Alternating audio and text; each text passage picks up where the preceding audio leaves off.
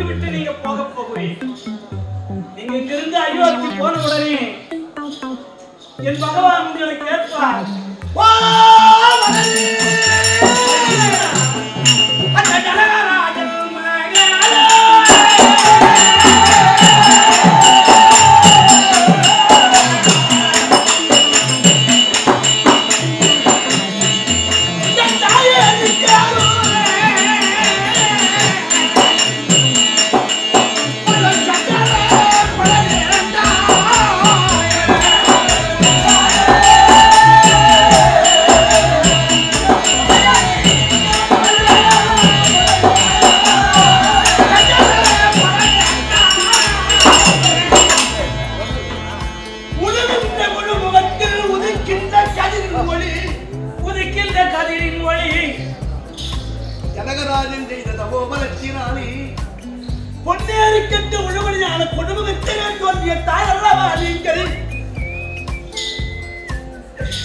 உலகங்களிலே குறையதங்களை கொலை புரிந்ததை அவதரித்தார்.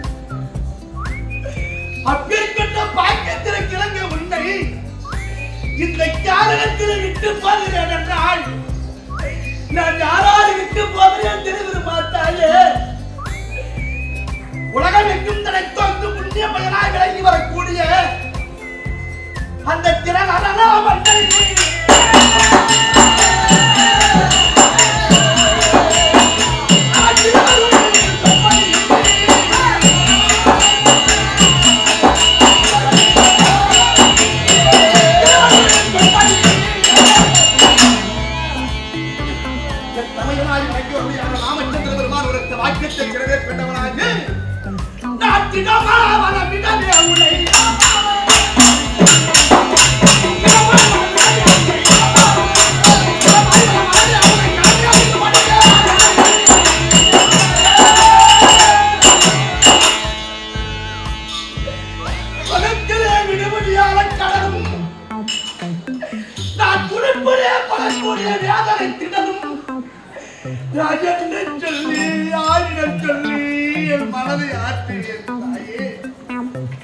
அது மட்டுமா அம்மா சீதாஜி நாட்டியரே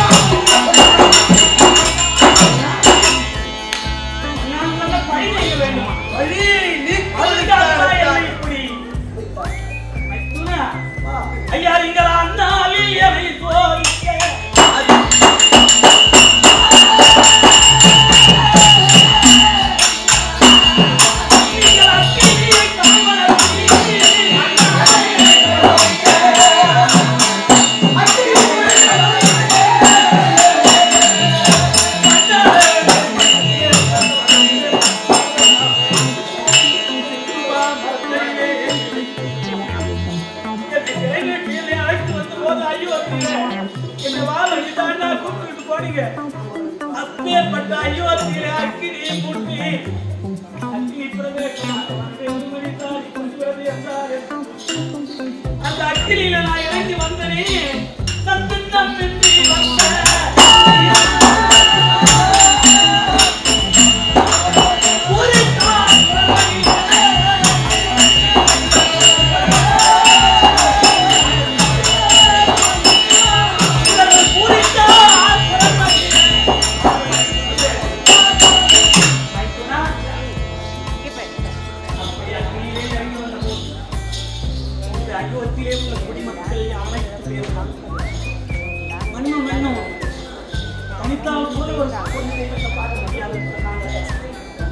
அப்படி இருந்தும் காரணம் என்ன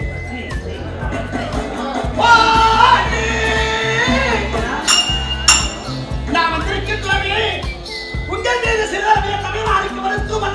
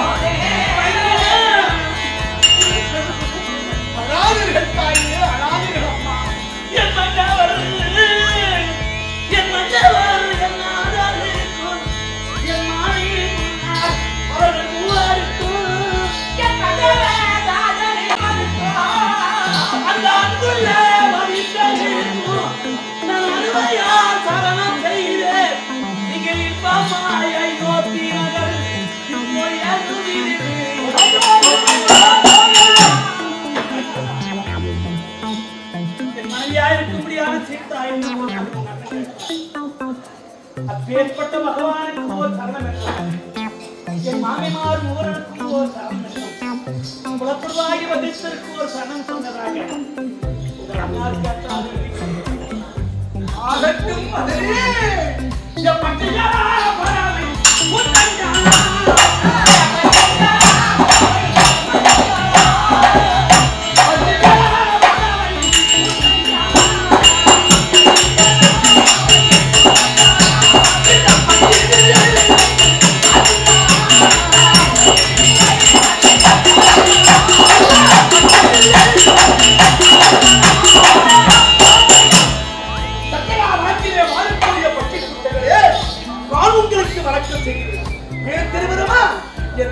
கர்ப்பவதியாக தனித்திருக்கிறாள். அந்த தாயாருக்கு எவராலும் ஒரு தீங்கு வரக்கூடாது. ஏன் திருவருமா அந்த அற்புதமான பாவி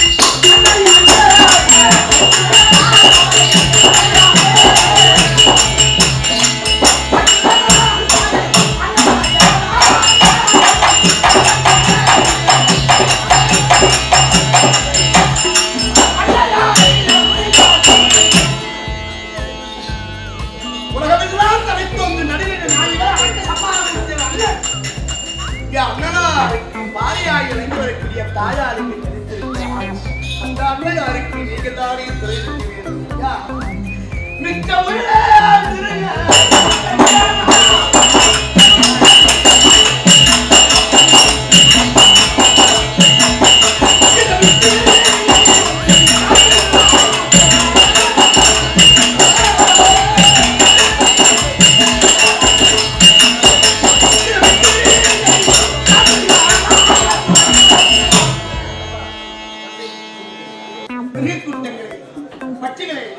இங்கு யாரால் எத்தனை ஜீவாத்மாக்களை காணப்பட்டு வந்திருக்கிறீர்கள் இவரெல்லாம் என் மதனுக்கு நீங்களே சொல்லியிருக்கிறேன்.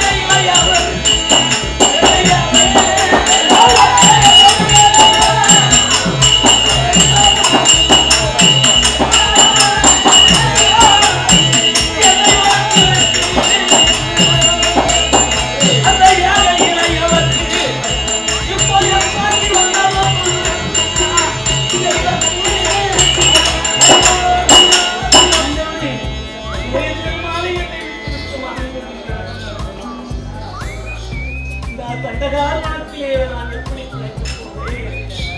6 மாத கற்பனையாக நான் அலைந்து கொண்டிருக்கிறேன். அந்தவா என் ராமபிரான் எனக்கு துணை இருப்பார், என் இறைவருமால் எனக்கு துணை இருப்பார்.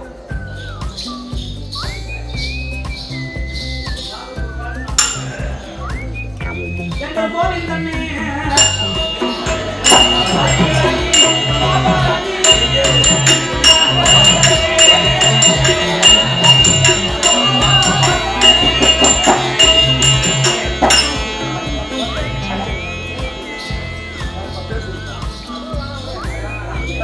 அன்பளிப்பளித்த நமது இந்த கலைத்திருவிழாவிற்கு 6ஆம் ஆண்டு துவக்க விழாவிற்கு முதலாக வருகின்றிருக்கக்கூடிய அன்புக்குரிய அண்ணன் அரியலூர் மணி 1998 முதல்ல அண்ணன் நான் சந்திக்கிற பண்புல நான் சும்மா நாக்கு மாதிரி போறோம். நான் ஒரு 19 பையன். அப்ப அண்ணன் என்ன மாதிரி வாலிபம் 40 வயசு 40 வயசு அப்பதான் சந்திச்சு பேசிருக்கிறோம்.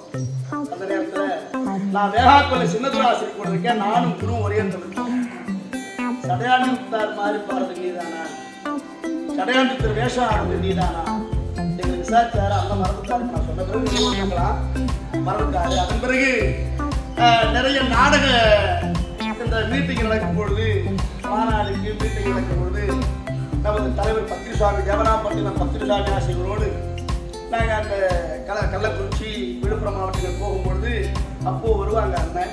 அப்போ சந்திக்கிறதோடு சரி அதிகமான பழக்க வழக்கம் இல்லை. என்ன பேர் கேள்விப்பட்டிருப்பாரு யாருன்னு. நான் இவரை பார்த்துருக்கிறேன் நிறைய பேர், என்ன அவர் பார்த்ததில்லை. இன்னைக்கு தான் நாங்கள் 2 பேரும் ஒன்னா சேர்ந்து நடிக்கிற பாக்கிய ஆண்டவன் நமது தெருக்கு அன்பர்கள் மூலமாக அதை ரசிக பருவத்தால் எங்க 2 பேரும் ஒன்று சேர்ந்திருக்கு. எங்க 2 பேரும் மட்டுமல்ல, எத்தனையோ கலைஞர்கள் அண்ணனை போல அவரோடு இருந்து நடத்தணுங்கிற ஒரு பிராப்தம் இந்த மேடையிலே 6ஆம் ஆண்டு கிடைத்திருக்கிறது. அந்த அரியலூர் மணி திறமைமிக்க ஒரு நாடகாசிரியர். அவர்களுக்கு அன்பளிப்பளித்த அந்த உள்ளங்களுக்கு இறையருள் பெற வேண்டும் என்றும் அடியேருக்கு அளித்த அந்த அன்பு உள்ளங்களுக்கும் இறையருள் தர வேண்டும் என்ற எல்லாம் வல்ல இறைவனை பிரார்த்திக்கிறேன். வணக்கம் வணக்கம் வணக்கம்.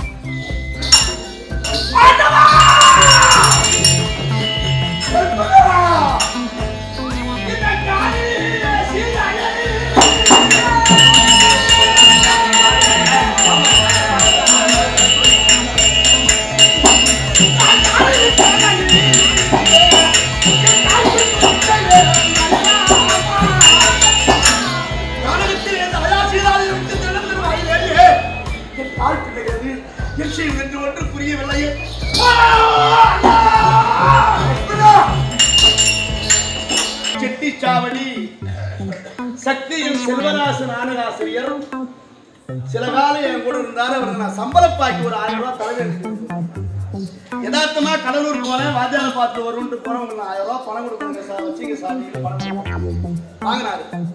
இதை புடி நாட்டு வாங்கினேன். அந்த சொம்புல தண்ணீருக்கு எடுக்க நாத்தினாரு. தண்ணி எடுத்து கொடுத்தா குடிச்சாரு. நீ எடுத்து கொடுத்த தண்ணிப்பா நான் குடிச்சேன், என் ரத்தத்தோட சேர்ந்து போச்சுதான் சீட்டு என்கிட்ட சேராது. இல்லைங்க, நீங்க நான் குருதட்சணையா கொடுக்கிறேன், உங்களுக்கு ஜன்மானமா கொடுக்கல, கூலி அவன் தரல. இது குருதட்சணை. குருதட்சணைங்கிறது இன்னைக்கு நான் முத எனக்கு சந்திக்கல அப்படின்னு சொல்லிட்டு அவர் எனக்கு என்ன கொடுத்தார் தெரியுமா? 17ல கர்ணன் பானம்பட்டி விழும் இந்த பொழுது நான் ஒரு பாட்டு பாடுவேன். யோஜனை செய்யாதே நீ ஒரு யாஜகக்காரன் ஐயா, போஜனத்திற்கும் வழி நீ இல்லாத பாவி ஐயா. இந்த பாடல் பூலோகத்தில் பிறந்த தெருக்கூத்துக்காரர்கள் யாருக்கும் தெரியாது என்ற ஊர்வல தவிர. நான் பெருமையா சொல்லல, ஆணவமா சொல்லல. இது சாவடியார் பாடல். பாடல் எழுதினார தவிர யாருக்கிட்டையும் தரல. இந்த பாட்டை என்கிட்ட தான் கொடுத்தாரு. அவங்க மருமக புள்ள போர்லப்பட்ட சுப்பிரமணிய வாத்தியார்கிட்டையும் தரல, பாலு அவர்கிட்டையும் தரல. அந்த சுப்பிரமணிக்கும் பாலுக்கு இந்த பாட்டை நாங்கள் அந்த யாருக்கும் தெரியாத பாட்டு ஒன்று கரெக்டாக சொல்லி சாவடியார் ஆசீர்வாதம். முதலாக அண்ணனை சந்திச்சிருக்கிறேன். அதிக பழக்கம் இல்லை.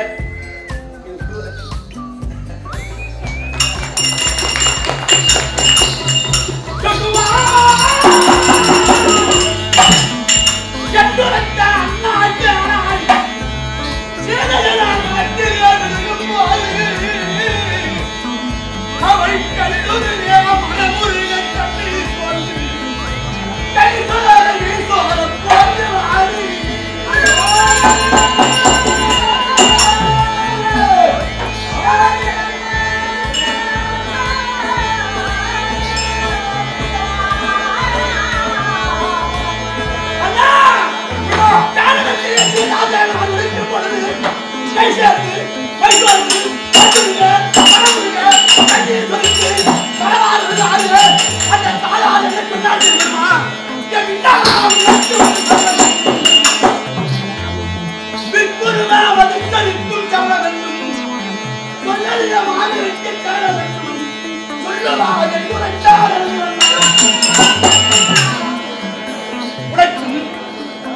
மாமிகள் மூவருக்கும்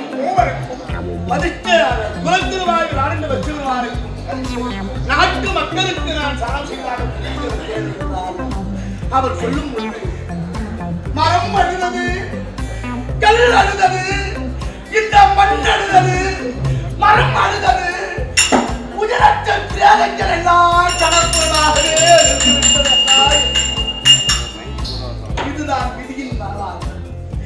ஆண்டவன் விதித்த விதி எப்படியோ அப்படியே ஆகட்டும் அண்ணா. நீங்கள் விசனப்படக்கூடாது.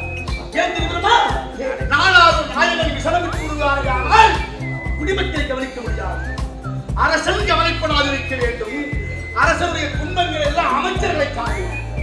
அந்த அரசன் நிலைநாட்டிருக்கப்பட வேண்டுமையானால் அமைச்சன் சரிவழியாகத்தானே ஆட்சி நடத்த வேண்டும். அதனால் உங்களுக்கு நான் அமைச்சன், எனக்கு நீ முதலமைச்சர் ஆகட்டும் ஐயா.